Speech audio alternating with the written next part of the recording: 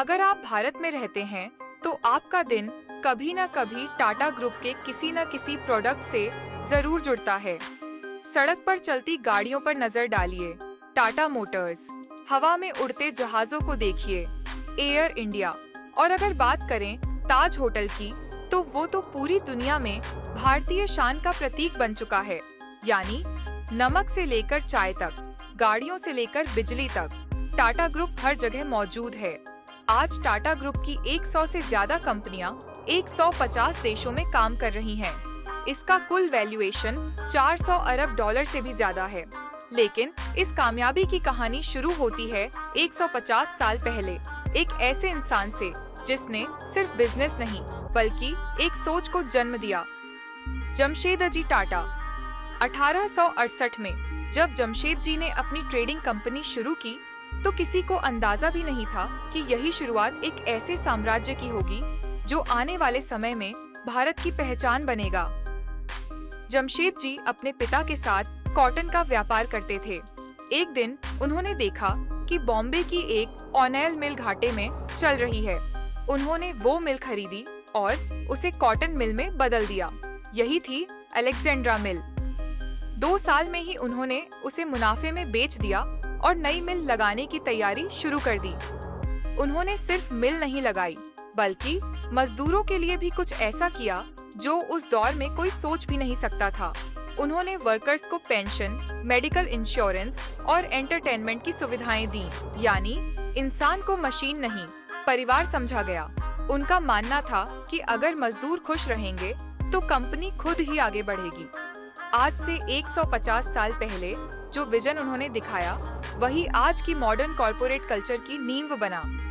जमशेद जी के 4 बड़े सपने थे। इनमें से सिर्फ होटल का सपना वो अपनी आंखों से देख पाए। 1903 में खुला ताजमहल होटल, इंडिया का पहला होटल जिसमें बिजली, लिफ्ट और टर्किश बाथ जैसी सुविधाएं थीं। कहते हैं जमशेद जी को एक ब्रिटिश होटल में एंट्री नहीं मिली थी, लेकिन उन्होंने गुस्से में नहीं बल्कि गर्व में जवाब दिया, एक ऐसा होटल बनाकर जिसे आज भी दुनिया सलाम करती है। 1904 में जमशेद जी टाटा का देहांत हो गया, पर उनके अधूरे सपनों को पूरा किया उनके बेटे सर दोराबजी टाटा ने। 1907 में बनी टाटा स्टील, जो एशिया का पहला स्टील प्लांट था। इसी स्टील से ब्रिटिश आर्मी ने पहली वर्ल्ड वॉर लड़ी। 1910 में बना टाटा पावर, भारत की पहली हाइड्रो इलेक्ट्रिक कंपनी। और 1911 में स्थापित हुआ इंडियन इंस्टीट्यूट ऑफ साइंस, जो आगे चलकर भारत में रिसर्च और साइंस का केंद्र बना। फिर 1930 के दशक में कमान संभाली जेआरडी टाटा ने। उन्होंने भारत को उसकी पहली एयरलाइन दी, टाटा एयरलाइंस, जिसकी पहली फ्लाइट खुद जेआरडी टाटा ने उड़ाई। बाद में यही कंपनी एयर इंडिया के नाम से जानी गई। जेआरडी ने टाटा केमिकल्स शुरू की, जिसने भारत को जरूरी केमिकल्स के लिए विदेशी निर्भरता से मुक्त किया। फिर आए टाटा मोटर्स, जिन्होंने ट्रक और बाद में कारें बनाई। 1960 में उन्होंने शुरू की टीसीएस, भारत की पहली सॉफ्टवेयर कंपनी। और 1984 में टाटा टी, जो आगे चलकर टेटली बनकर दुनिया में मशहूर हुई। 1991 में जब रतन टाटा ने टाटा ग्रुप की कमान संभाली तो उन्होंने कंपनी को नई दिशा दी।